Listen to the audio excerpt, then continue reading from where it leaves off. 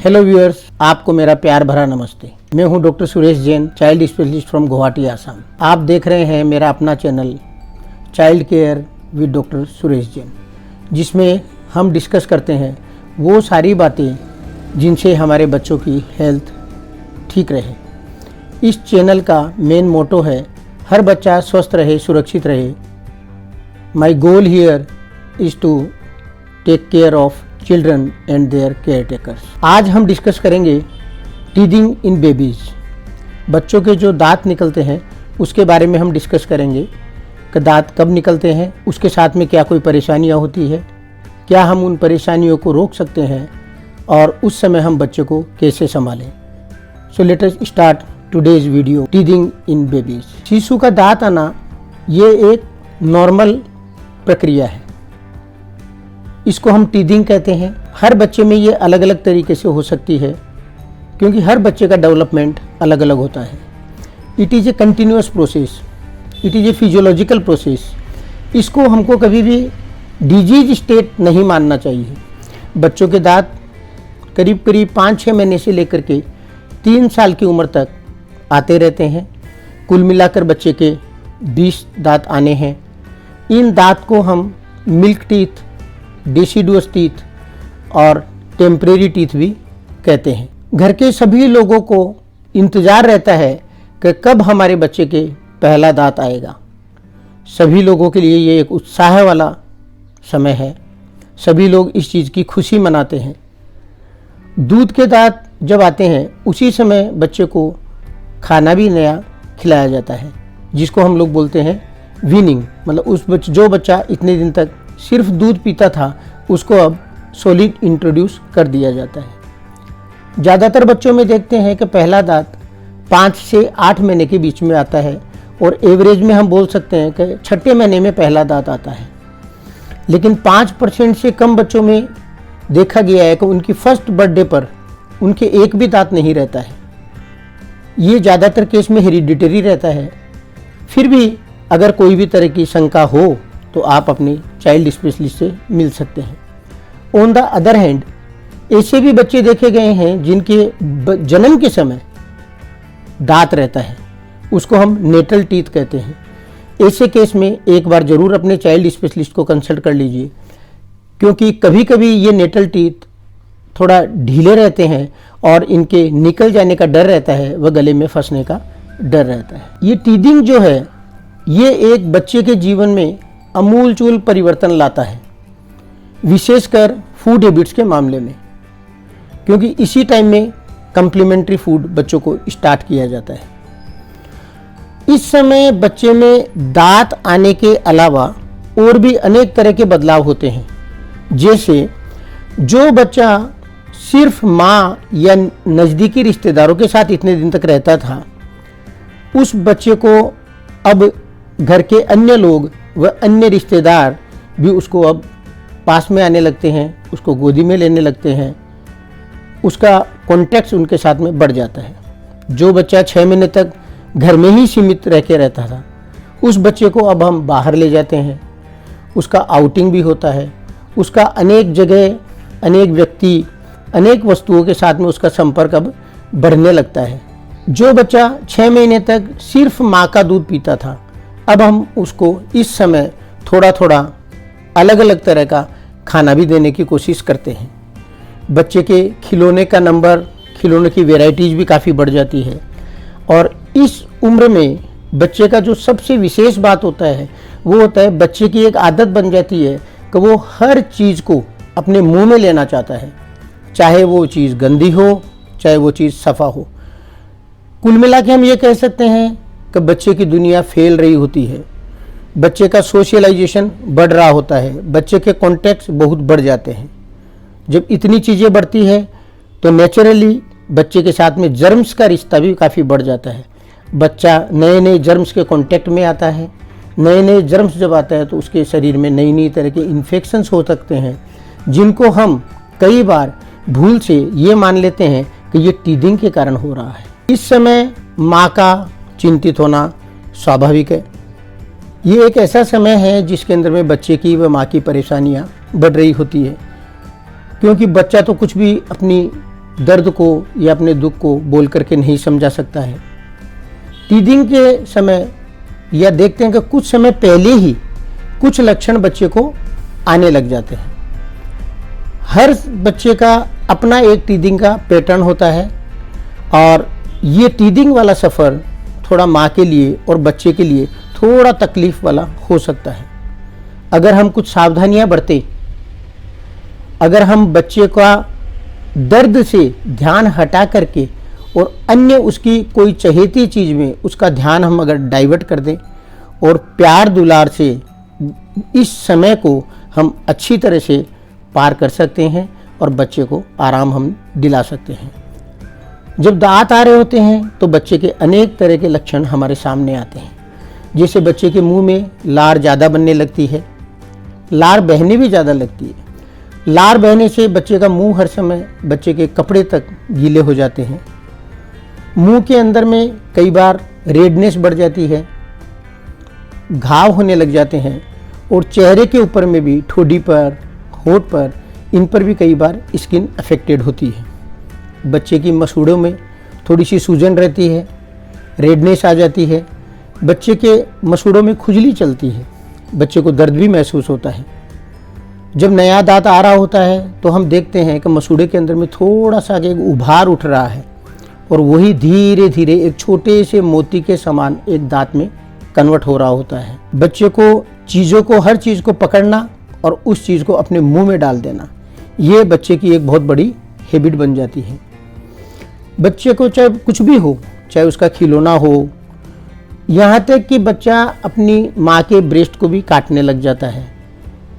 दर्द वह असहज महसूस करता है। बच्चा कुछ इन दिनों में अधिक ही रोता है। बच्चे के मसूड़ों में दर्द होता है, इसलिए वो कई बार खाना खाना नहीं चाहता है। ऐसे समय में उसको तरल पदार्थ, लिक्विड पदार्थ ज़्यादा दे सकते हैं हम लोग। बच्चा रात को भी बार बार उठते रहता है, खुद भी जागते रहता है, मम्मी को भी परेशान करते रहता है। दांत का और मसूड़ों का कान के साथ में और गाल के साथ में नर्व सप्लाई करीब करीब सेम रहता है, इसलिए मसूड़ों का दर्द बच्चे को कई बार कान में या गाल में या जबड़े में भी महसूस होता है। कई बार देखा गया है कि टीदिंग के समय थोड़ा सा बच्चे के शरीर का तापमान, टेम्परेचर थोड़ा सा अधिक बढ़ता है, लेकिन वो बुखार वाली रेंज में नहीं होता है। तो ये चीज़ कभी भी नहीं मानना चाहिए कि टीदिंग के लिए बच्चे को बुखार हो जाता है। हमको इस समय ये एक चीज़ इंश्योर करनी है कि बच्चे के शरीर में हम लोगों को जो भी परेशानियां नज़र आ रही है उनको हम भूलवश या दूसरी बीमारियां जो भी हो रही है उनको भूलवश हम लोग टीदिंग नहीं मान ले। मतलब टीदिंग के जो फीचर्स है, सिम्टम्स है, उनको हम दूसरी बीमारियां नहीं मान ले और दूसरी बीमारियों के सिम्टम्स को हम टीदिंग के सिम्टम्स नहीं मान ले। नहीं तो नॉर्मल में देखा गया है, हम क्लिनिकल प्रैक्टिस में भी देख रहे हैं कि बच्चे को लूज मोशन हो रहा है, बच्चे को डिसेंट्री हो रही है, बच्चे को कफ कोल्ड होकर के न्यूमोनिया हो गया है, बच्चे को किसी अन्य कारण से बहुत दिन तक बुखार चल रहा होता है और घर वाले ये मान करके बैठे रहते हैं कि ये तो बच्चे के दांत आ रहे हैं, इसके लिए हो रहा है, क्यों अभी डॉक्टर को दिखाना है। तो ऐसा भूल नहीं करें। ऐसे में कई बार बच्चा बहुत सीरियस हो जाता है, इस थोड़ा सा ध्यान रखने की ज़रूरत है। अगर हम सावधानियां पालन करें तो हम बच्चे के टीदिंग के समय होने वाली परेशानियों को कम कर सकते हैं। हम कुछ सावधानियों का पालन करके बच्चे की परेशानियों को कम कर सकते हैं। मुंह में जाने वाली हर चीज़ को हमको सफा करते रहना है, जीवाणु रहित करते रहना है, जिससे बच्चे के इन्फेक्शंस नहीं हो। बच्चे को चबाने के लिए हम बाज़ार में अच्छी ब्रांड्स के टीदर्स अवेलेबल है, वो दे सकते हैं।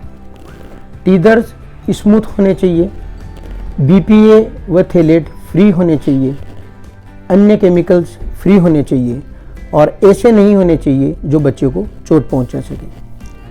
टीदर्स को ठंडा करके दिया जा सकता है, लेकिन फ्रीजर में रख के कठोर बना करके कभी भी नहीं देना है, नहीं तो वो बच्चे के मसूड़े को परेशान कर सकता है। बच्चे को हम फल व सब्जियां चबाने के लिए दे सकते हैं।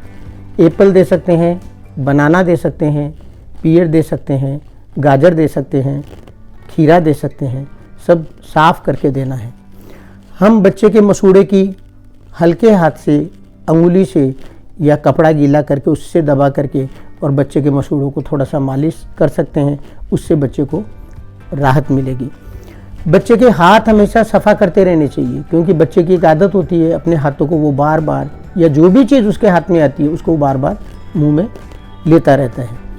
बच्चे को इस समय खाना उसकी उम्र के अनुसार ही देना चाहिए, और जो हम उसको विटामिन डी खिला रहे हैं वो विटामिन डी कंटिन्यू रखना चाहिए, क्योंकि विटामिन डी और कैल्शियम दांतों के लिए बहुत ज़रूरी है।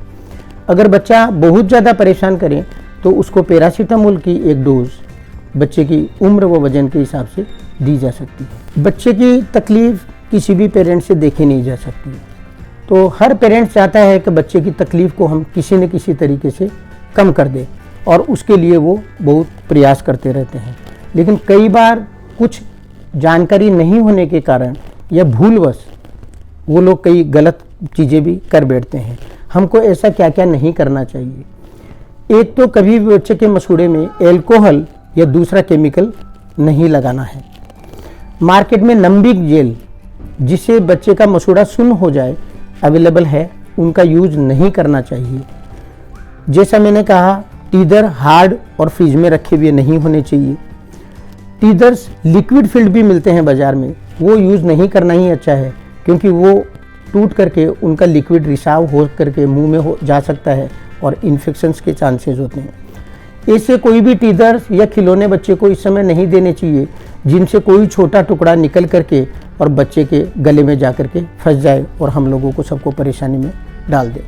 बच्चे के संपर्क में जितनी भी चीज़ें आती हैं, चाहे वो खाने की चीज़ें हो, चाहे उसके खुद के बॉडी पार्ट्स हो, चाहे कोई टॉयज़ हो, चाहे और कुछ हो, चाहे टीदर हो, ये सारी की सारी चीज़ें हमको बराबर साफ़ करते रहना है, और टीदर को बीच बीच में चेक करते रहना है कि टीदर की क्वालिटी ठीक है, अन्यथा उसको चेंज कर देना है।